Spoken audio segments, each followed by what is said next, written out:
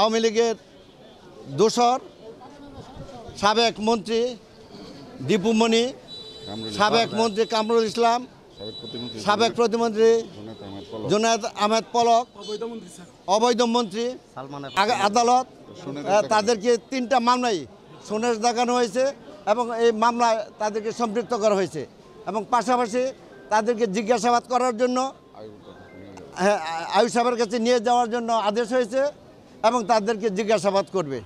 এবং কাঁচা থানা থেকে 3টি মামলায় তাদেরকে সোনেস দেখানো হয়েছে। আপনারা জানেন যে বিগত জুলাই আগস্ট মাসের যে আন্দোলন সংগ্রাম, ছাত্র জনতার যে আন্দোলন সংগ্রাম, বৈষম্য বিরুদ্ধে আন্দোলন সংগ্রামে তাদের নেতৃত্বে, তাদের দিক নির্দেশনে, তাদের আহ্বানে যে গণহত্যা করেছিল এবং গাজীপুরেও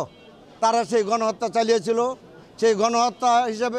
হত্যার আসামি তাদেরকে দেওয়া হয়েছে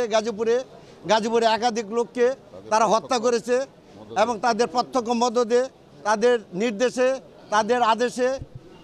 এদেশের এই ছাত্র জনতাকে প্রতিহত করার জন্য, তাদের ন্যায্য দাবি দাওয়াকে ভুলণ্ঠিত করার জন্য যে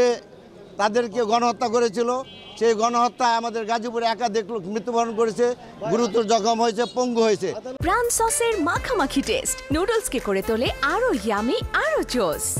তাজা পাকা টমেটো আর সিক্রেট রেসিপি কম্বিনেশনে প্রাণ সসের বস।